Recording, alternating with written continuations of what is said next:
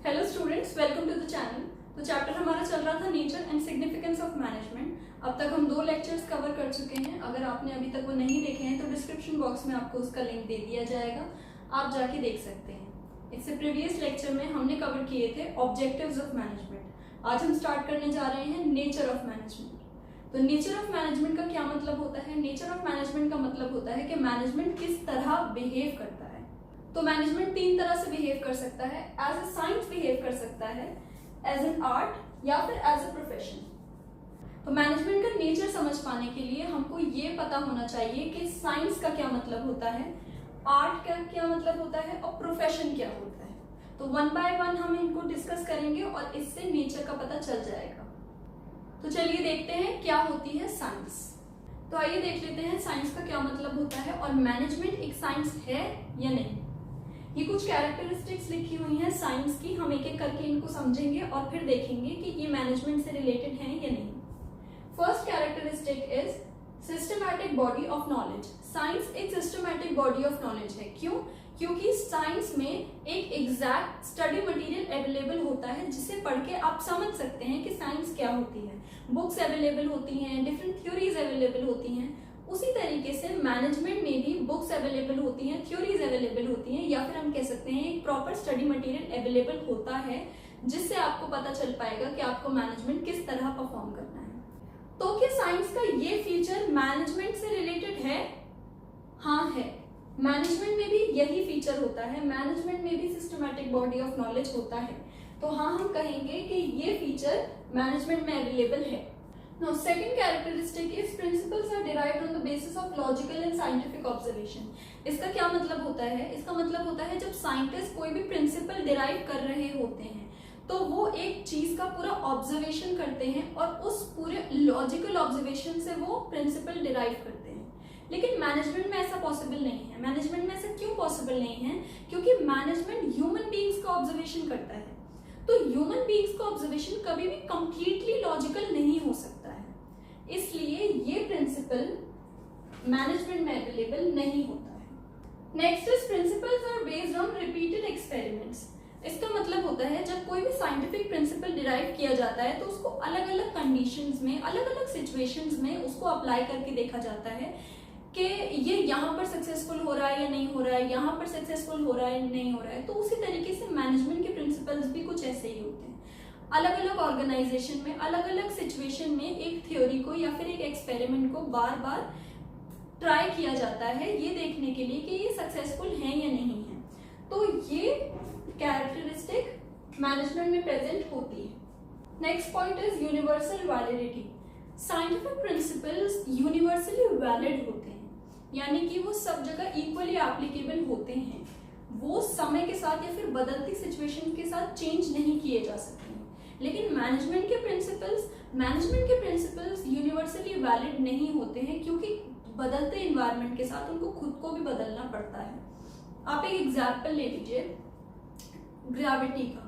तो ग्रेविटी एक scientific principle है। अगर ये मार्कर मैं यहाँ पर ड्रॉप करती हूँ तो ग्रेविटी की वजह से वो नीचे जाके गिरेगा। अगर किसी और सिटी या फिर किसी और कंट्री में भी मैं ड्रॉप करूँ तो वो जाके नीचे ही गिरेगा। क्यों? क्योंकि ये साइंटिफिक प्रिंसिपल है और scientific principle across the globe सब जगह एप्लीकेबल होते हैं। लेकिन मैनेजमेंट के प्रिंसिपल्स ऐसे नहीं होते हैं, क्योंकि हर ऑर्गेनाइजेशन की अपनी एक सिचुएशन होती है और बदलते समय या फिर बदलती सिचुएशन के साथ मैनेजमेंट को अपने प्रिंसिपल्स को मॉडिफाई करते रहना पड़ता है। तो ये कैरेक्टरिस्टिक मैनेजमेंट में अवेलेबल नहीं होती। तो क्या हम ये कह सकते हैं कि मैनेजमेंट एक साइंस है? तो हम एग्जैक्टली ऐसा नहीं कह सकते कि मैनेजमेंट एक साइंस है, क्योंकि ये सारे पॉइंट्स, ये सारी कैरेक्टरिस्टिक्स साइंस की मैनेजमेंट में नहीं है, सिर्फ इनमें से 2 हैं। तो हम ये कह सकते हैं कि मैनेजमेंट जो है वो एक कंप्लीट साइंस नहीं है, लेकिन वो इनएग्जैक्ट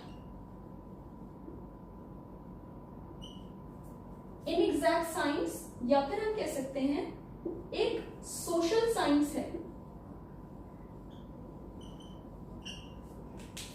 इनएग्जैक्ट साइंस हम इसको किस लिए कहते हैं? इनएग्जैक्ट साइंस ऑफ मैनेजमेंट को इसलिए कहते हैं क्योंकि साइंस की कैरेक्टरिस्टिक्स में से सिर्फ 2 पॉइंट्स मैनेजमेंट में आते हैं, सोशल साइंस क्यों कहते हैं? सोशल साइंस इसलिए कहते हैं क्योंकि मैनेजमेंट जो है ह्यूमन बीइंग्स से डील करती है।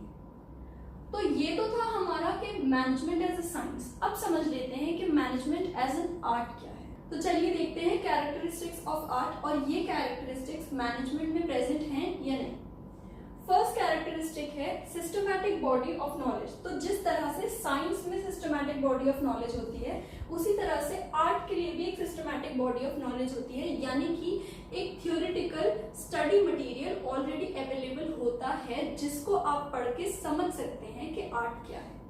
उसी तरह से मैनेजमेंट में भी एक स्टडी मटेरियल पहले से अवेलेबल होता है। तो ये पॉइंट मैनेजमेंट में प्रेजेंट है। Next is personalised application. Personalised application का मतलब है कि आप सिस्टमैटिक बॉडी ऑफ नॉलेज के जरिए से थ्योरी को तो समझ लेंगे, पढ़ाई तो आप कर लेंगे, लेकिन आप पर्सनलाइज्ड एप्लीकेशन यानी कि आप पर्सनल स्किल और क्रिएटिविटी भी उसके अंदर लगाते हैं। जैसे कोई म्यूजिशियन है तो उसने जो संगीत की पढ़ाई की होगी वो तो सारे ही लोगों ने एक जैसी करी होगी, लेकिन सब लोग अलग अलग संगीत बनाते हैं। वो कैसे बनाते हैं? क्योंकि वो अपनी क्रिएटिविटी का इस्तेमाल करते हैं। तो उसी तरीके से मैनेजर्स जो होते हैं वो मैनेजमेंट की पढ़ाई सब एक जैसी पढ़ते हैं, लेकिन डिफरेंट सिचुएशन में हर मैनेजर किस तरह से एक्ट करता है, बिहेव करता है और अपनी पर्सनलाइज्ड स्किल को यूज करता है, उसको ही हम पर्सनलाइज्ड एप्लीकेशन बोलते हैं। तो ये पॉइंट भी हमारा मैनेजमेंट में प्रेजेंट होता है। Next is based on practice and creativity. इसका मतलब होता है कि जितनी ज्यादा आप आर्ट की प्रैक्टिस करेंगे उतनी ही ज्यादा आपकी आर्ट इंप्रूव होती जाती है। उसी तरह से जितनी ज्यादा आप मैनेजमेंट की प्रैक्टिस करेंगे उतनी ही ज्यादा आपकी जो स्किल है मैनेजमेंट की वो उतनी ही ज्यादा रिफाइन होती जाएगी। तो ये पॉइंट भी हमारा प्रेजेंट होता है मैनेजमेंट में। तो क्या ये हम कह सकते हैं कि मैनेजमेंट एक आर्ट है? तो हाँ, मैनेजमेंट एक कंप्लीट आर्ट है। इसलिए ही कहा जाता है कि management is an art of getting things done. तो मैनेजमेंट एक साइंस भी है और मैनेजमेंट एक आर्ट भी है। ये दोनों एक दूसरे के कॉन्ट्रास्ट में काम नहीं करते हैं। ऐसा नहीं है कि मैनेजमेंट साइंस है तो आर्ट नहीं हो सकती, या आर्ट है तो साइंस नहीं हो सकती। मैनेजमेंट साइंस भी है और मैनेजमेंट आर्ट भी है। जैसे मैनेजमेंट में सिस्टमैटिक बॉडी ऑफ नॉलेज होती है और मैनेजमेंट में पर्सनलाइज्ड एप्लीकेशन और स्किल या क्रिएटिविटी की भी जरूरत होती है। तो मैनेजमेंट एक साइंस और आर्ट दोनों है। तो चलिए अब देखते हैं मैनेजमेंट एज ए प्रोफेशन। तो चलिए समझते हैं कैरेक्टरिस्टिक्स ऑफ प्रोफेशन। पहली कैरेक्टरिस्टिक ऑफ प्रोफेशन है well defined body of knowledge. ये बिल्कुल आर्ट और साइंस की ही तरह है। इसमें भी एक पहले से एक स्टडी मटेरियल गिवन होता है, पहले से कुछ थ्योरीज दी गई हैं जिनको पढ़ के आप स्पेशल नॉलेज गेन करते हैं। तो उसी तरीके से मैनेजमेंट में भी आपको एक स्टडी मटेरियल गिवन होता है जिसको पढ़ के आप मैनेजमेंट की नॉलेज गेन करते हैं। तो ये पॉइंट मैनेजमेंट में अवेलेबल होता है। Next is restricted entry. Restricted entry का मतलब है हर कोई प्रोफेशन में, किसी भी प्रोफेशन में एंटर नहीं कर सकता है।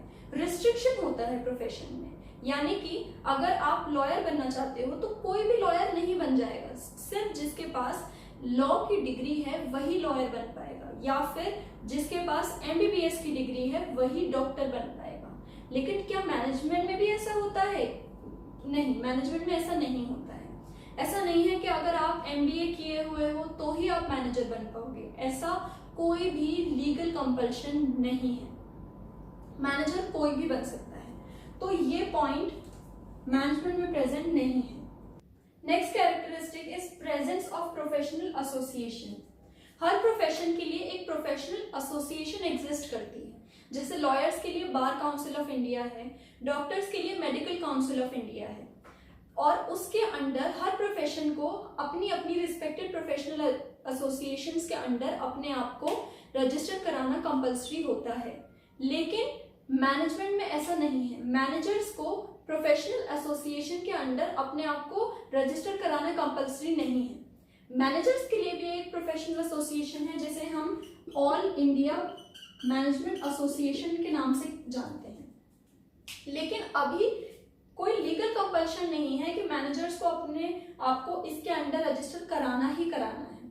तो इसलिए ये कैरेक्टरिस्टिक भी मैनेजमेंट के अंडर नहीं आती है। Next is ethical codes. Her professional association अपने रिस्पेक्टिव प्रोफेशन के लिए कुछ गाइडलाइंस, कुछ कोड ऑफ कंडक्ट्स या फिर कुछ रूल्स एंड रेगुलेशंस इशू करती है, जिसको मानना उन प्रोफेशनल्स के लिए कंपल्सरी होता है। लेकिन मैनेजर्स के लिए ऐसा कंपल्सरी नहीं होता है, चॉइस होती है। अगर वो एथिकल कोड्स को फॉलो करना चाहते हैं तो वो उनकी मर्जी है, लेकिन अगर वो नहीं भी करते हैं तो उनके खिलाफ कोई लीगल एक्शन नहीं लिया जा सकता है। तो ये कैरेक्टरिस्टिक भी मैनेजमेंट में प्रेजेंट नहीं होती है। Next is service motive.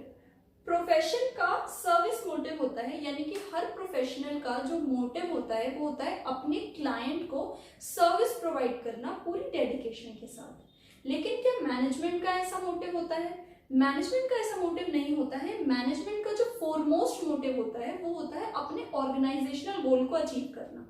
जो भी ऑर्गेनाइजेशन का गोल होगा, जो भी ऑर्गेनाइजेशन का टारगेट होगा, वही फोरमोस्ट टारगेट होगा मैनेजमेंट का। तो हम कह सकते हैं कि प्रॉफिट मैक्सिमाइजेशन, सर्वाइवल, ग्रोथ, ऐसे कुछ टारगेट्स जो होते हैं वो मैनेजर्स के लिए बहुत इंपॉर्टेंट होते हैं रादर सर्विस मोटिव। तो ये कैरेक्टरिस्टिक भी मैनेजमेंट में प्रेजेंट नहीं होती है। तो ये तो थी हमारी कैरेक्टरिस्टिक्स प्रोफेशन की। अब हम देखते हैं कि मैनेजमेंट एक प्रोफेशन है या नहीं। तो आप इसमें से देखेंगे कि पहले पॉइंट के अलावा कोई भी पॉइंट मैनेजमेंट के अंडर नहीं आता है। तो क्या हम ये कह सकते हैं कि मैनेजमेंट एक प्रोफेशन है? नहीं। मैनेजमेंट फिलहाल की प्रेजेंट सिचुएशन को कंसिडर करते हुए तो अभी हम ये नहीं कह सकते हैं कि मैनेजमेंट एक प्रोफेशन है।